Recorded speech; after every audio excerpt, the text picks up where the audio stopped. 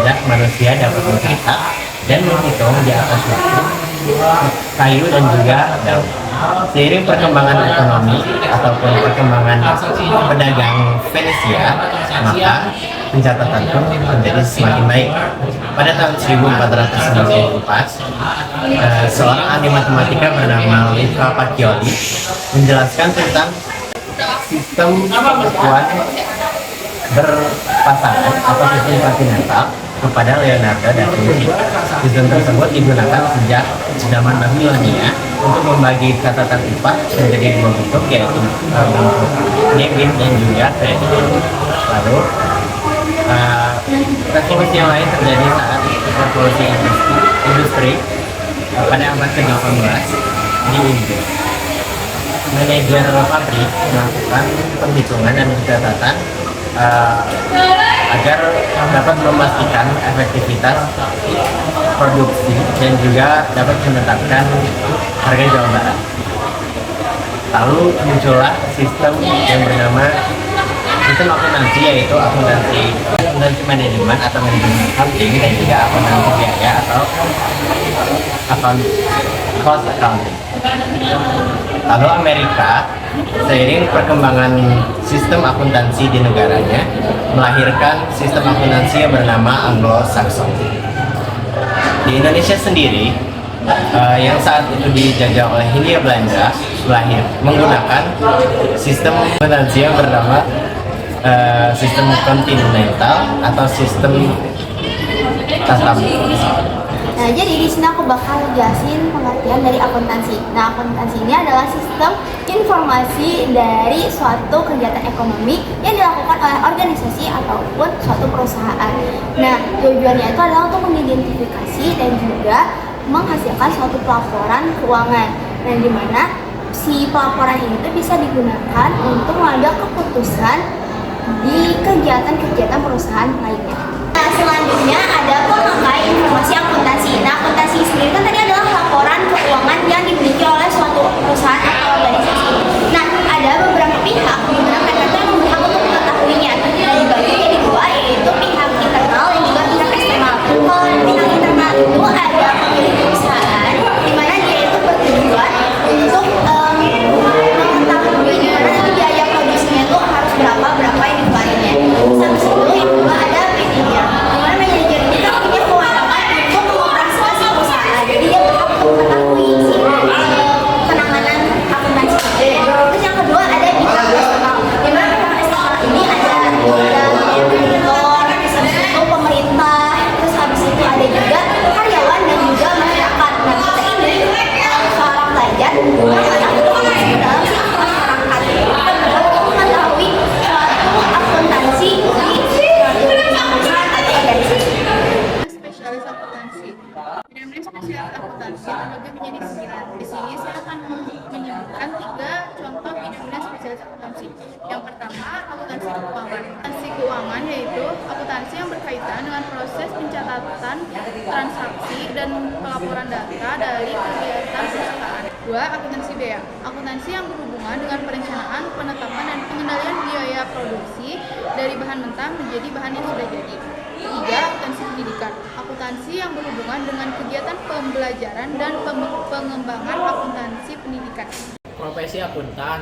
Profesi akuntan itu ada 4. Yang pertama ada akuntan publik, yang kedua ada akuntan internal perusahaan, yang ketiga ada akuntan pemerintahan, yang keempat ada akuntan pendidik.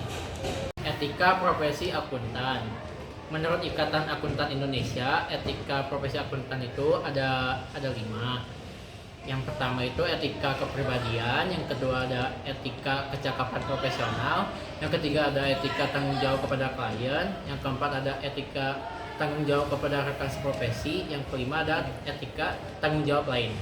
Standar akuntansi keuangan, aturan-aturan yang menjamin kesamaan pengertian di antara penggunaan informasi akuntansi di Indonesia dikenal dengan standar akuntansi keuangan.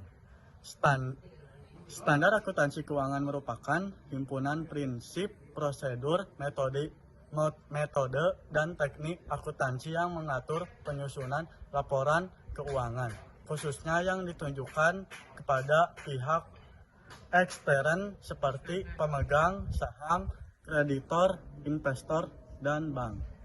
Konsep dasar akuntansi merupakan konsep yang berlaku umum tentang anggapan, asumsi, pandangan, dan pendapat tentang informasi keuangan atau akuntansi kepada pihak pemakai akuntansi. Konsep dasar tersebut antara lain: 1. Asas pemadanan. Pendapat dan beban. Penetapan pendapat dan beban perusahaan diakui dalam periode akuntansi yang benar-benar terjadi. Penetapan tersebut ada dua metode, yaitu cash basis. Cash basis adalah penghasilan diketahui setelah uang diterima dan biaya diakui pada saat uang dikeluarkan atau transaksi tunai. Accrual basis adalah penghasilan biaya diakui pada saat terjadi walaupun uang belum diterima atau dikeluarkan transaksi kredit. 2. Konsep kesatuan usaha adalah setiap perusahaan merupakan lembaga ekonomi yang berdiri sendiri sehingga kekayaan perusahaan harus terpisah dengan kekayaan pemiliknya.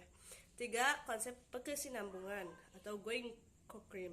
Setiap perusahaan dalam melakukan aktivitas tentunya berupaya secara berkesinambungan atau terus-menerus selamanya, sehingga setiap laporannya dapat dibandingkan dengan tahun sebelumnya dengan tujuan untuk menganalisa pendapat dan beban sebagai dasar mengukur kemajuan perusahaan.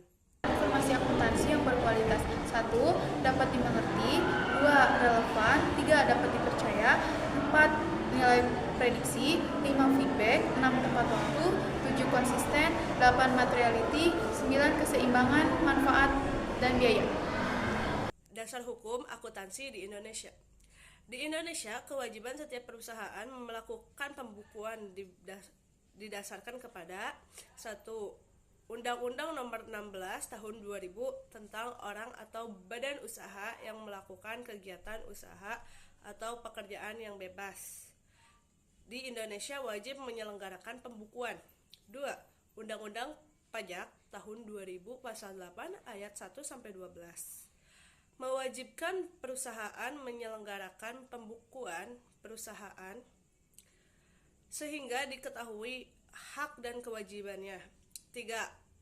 KUHD Pasal 6, tiap-tiap orang yang melakukan atau menjalankan perusahaan menyelenggarakan perusahaan pembukuan perumusan sehingga dilakukan segala hak dan kewajibannya. Menurut sumber, transaksi dibagi menjadi dua. Yang pertama adalah transaksi modal dan yang kedua adalah transaksi usaha. Yang pertama, transaksi modal adalah transaksi yang mempengaruhi modal pemilik perusahaan. Dan yang kedua, transaksi usaha. Transaksi usaha adalah transaksi yang berhubungan dengan operasional perusahaan.